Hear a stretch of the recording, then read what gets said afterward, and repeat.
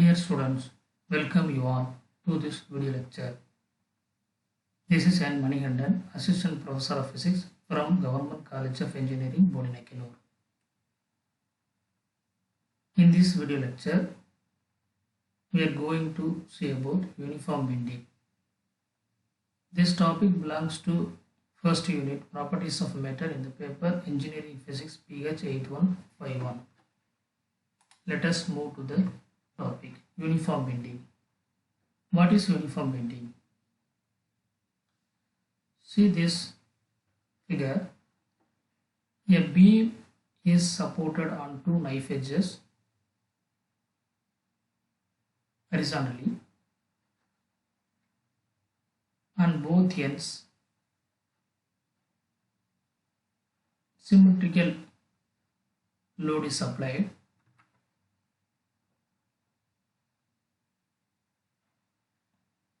What happens? The beam bends like this. At the center, an elevation produced. This type of bending is known as uniform bending. Why do we call this as a uniform bending? Because bending of the beam, here bending of the beam produces an arc of a circle. Suppose we complete this curve, produce a circle of radius r, and every element of the beam is bent with the same radius of curvature. So we call this a uniform bending. Now we can easily define what is uniform bending. That is, if a beam is loaded with equal weights on its both ends, bending of the beam forms an arc of a circle. The elevation is produced in the beam. This type of bending is known as uniform bending. Now, let us derive the expression for Young's modulus of a beam using uniform bending method. You know that in uniform bending method, there is an elevation at the center of the beam due to weights loaded at both ends.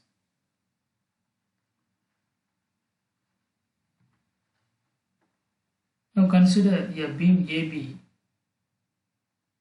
supported horizontally on two symmetrical knife edges C and D. E is the center of the beam. Suppose we apply a load on both ends. The beam bend like this. At the center, the elevation Y is produced. Here, CA is BD is equal to A, and the distance between the two knife edges is L. Due to the applied load, the beam bends from position E to F as an arc of a circle and produces an elevation Y. Now consider the equilibrium position AF. Here a couple is created between two forces. The force acting vertically downward at A and the force of reaction acting vertically upward at knife edge C.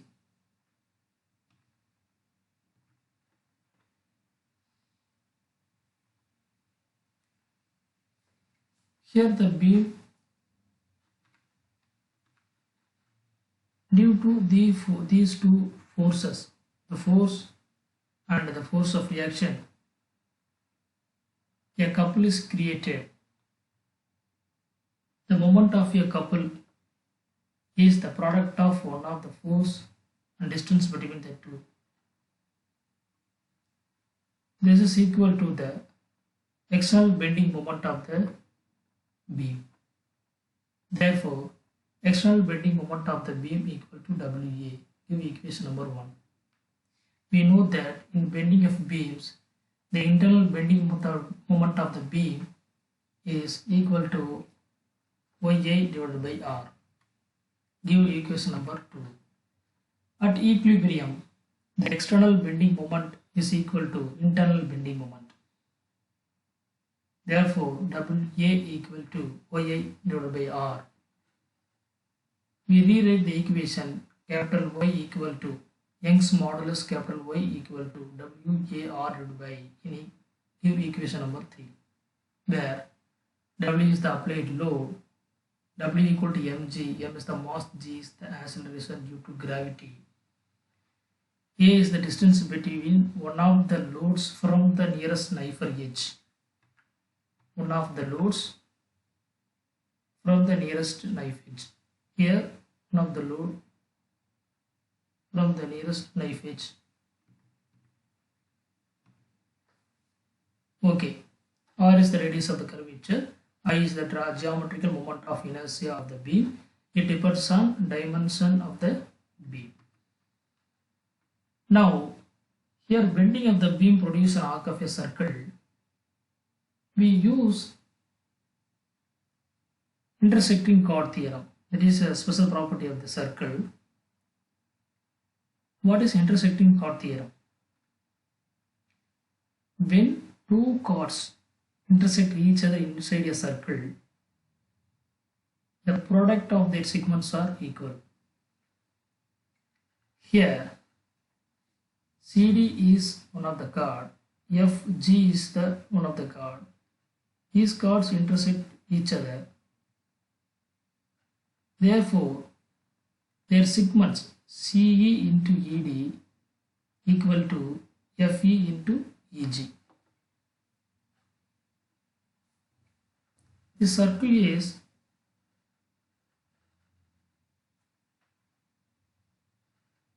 how to draw the circle. Here the bending is uniform, so this curve produces a circle. The radius of curvature of the circle is R. Using this, we draw a circle. CD is the distance between the two knife edges. The length is L. And EY is the elevation small y. FG is the diameter of the circle 2R. So the distance EG is 2R minus y. This chord FG cut the chord CD at midpoint. Therefore, CG is L by 2 and ED is L by 2. C equal to ED. We substitute these values, we get L by 2 into L by 2 equal to y into 2R minus y. Multiply y inside this bracket. We get L squared by 4 equal to 2RY minus y squared. Here y is small compared to radius of curvature R. Y squared can be neglected. That is, if y is 0.1, y squared value is 0.01. Therefore, that is very small value. Therefore, we neglect y squared value in this equation. So we get 2RY equal to L squared divided by 4. Rewrite the equation capital R equal to L squared divided by 8y. Give equation number 4. Substituting the value of R in equation 3.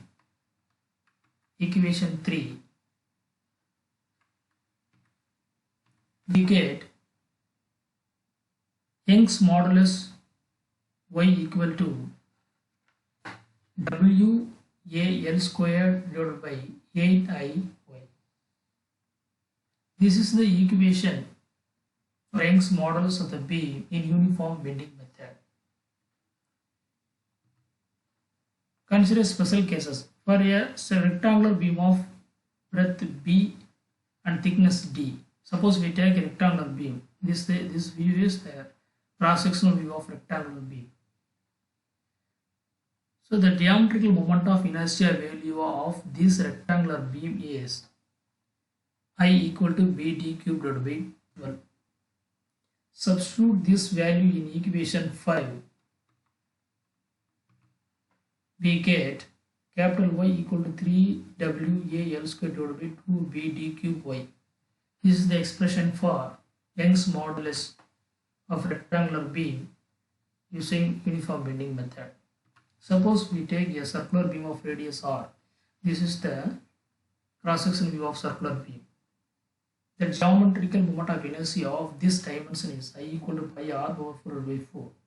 Substitute this value in equation 5, we get Young's modulus y equal to WAL square divided by 2 pi y r over 4. This is the expression for Young's modulus of a circular beam using uniform bending method. Now let us see about experimental procedure for Young's modulus of a beam using pin and microscope method. Look here, this is the experimental setup. Already we know that a rectangular cross-section beam is supported symmetrically on two knife edges K1 and K2. Two weight hangers of equal masses are suspended from the ends of the beam. Here the distance between the knife edges is L. A is the distance of one of the loads from the nearest knife edge. At the midpoint, a pin is fixed vertically. The tip of the pin is focused by a traveling microscope. Look here, this is the traveling microscope. This traveling microscope have two scales, horizontal scale and vertical scale. Here we use vertical vernier scale. Using this traveling microscope, the tip of the pin is focused. The initial reading of the microscope reading is noted. That is, the initial load W, fix the initial load W, the W on both sides. Now the microscope reading is noted.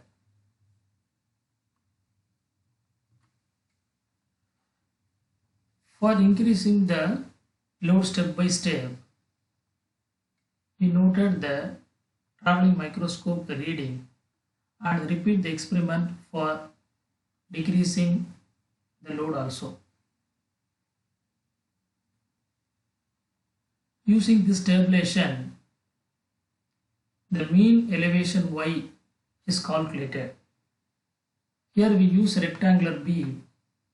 Therefore, the breadth of the beam is measured by using vernier caliper and thickness of the beam is measured by using screw gauge.